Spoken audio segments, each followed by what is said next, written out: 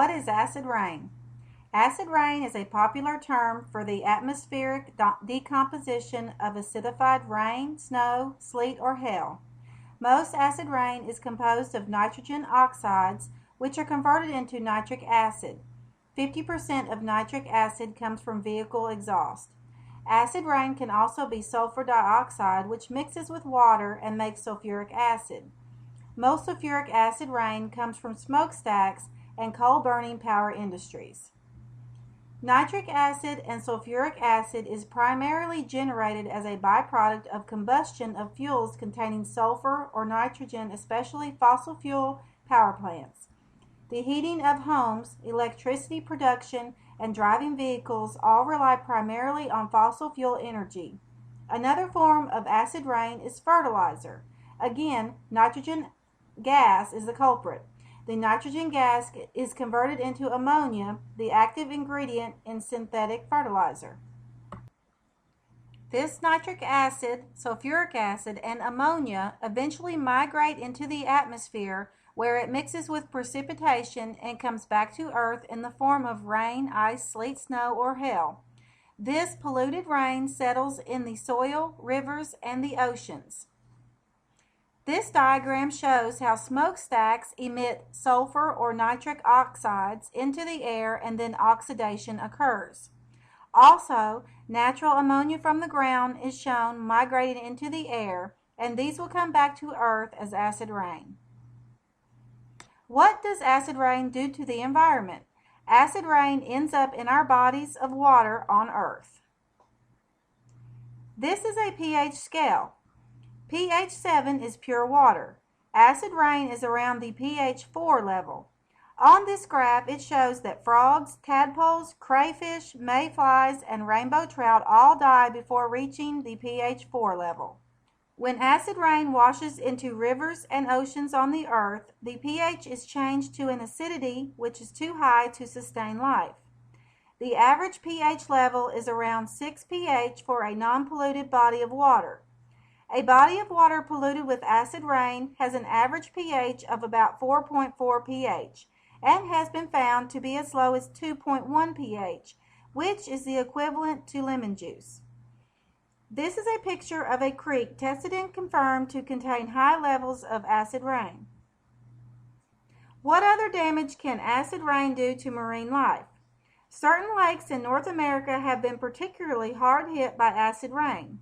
These include New York, mountains of New England, and southern Quebec. The pH levels in the lakes of these areas have been tested, and because of the lower pH, the population of plants and animal life have considerably declined. This poster was posted by the Potomac Water Watch organization in Maryland. Fish are suffering from sores due to living and swimming in acid rain lakes. This picture shows how acid rain damages structures, buildings, and statues made of limestone. Other examples of statue destruction from acid rain is the Parthenon and Mount Rushmore. Trees also suffer damage from acid rain. Nearly half of the large red spruce population have been destroyed since 1960 due to acid rain. Also, the sugar maple population has been declining due to acid rain. Researchers have found that an increase in acid levels in the soil inhibit the ability of the trees to take up nutrients and water through its roots. This slide shows an experiment done with acid rain. The plant on the left was watered with tap water, and the water acidity increased with each plant to the right. As the acidity increased, the growth and green color of the plants decreased. The ozone layer depletion has been a consideration since the 1980s. Acid rain is the main culprit of this problem. Also, evidence blames acid rain for ground level ozone. When acid rain forms, the nitric oxide forms a ground level ozone, which is a significant greenhouse gas. This greenhouse effect changes our climate, affects human health, damages plant tissues, and results in billions of dollars in lost crops each year. Ultimately, this greenhouse gas is responsible for global warming. The next effect is on human health.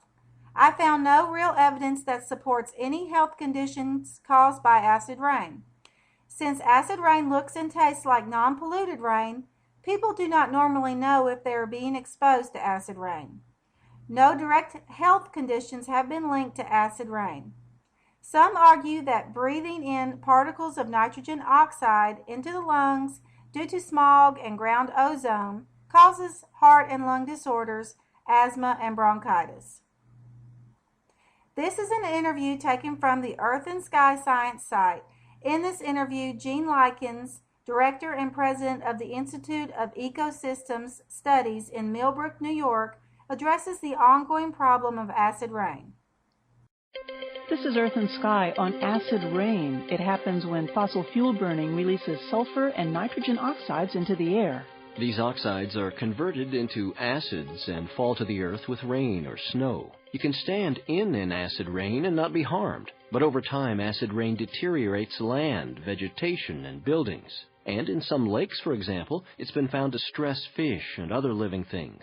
Gene Likens is Director and President of the Institute of Ecosystem Studies in Millbrook, New York. He said people talked about acid rain more in the 1980s when scientists studying the problem received large amounts of federal funding. In 1990, President Bush, the senior, signed into law the 1990 Clean Air Act amendments, and that was the first time that we had passed legislation specifically to address the problem of acid rain. Concurrent with that action, the topic of acid rain kind of disappeared. But Likens says the problem persists. The problem has not gone away. In the eastern United States, rain, snow, sleet, and hail still are about 10 times more acid than they should be if the atmosphere were not polluted by sulfur and nitrogen oxides. Dr. Likens and his team are studying ways to limit fossil fuel emissions, thereby reducing acid rain. Our thanks today to NASA. Explore, discover, understand. We're Block and Bird for Earth and Sky.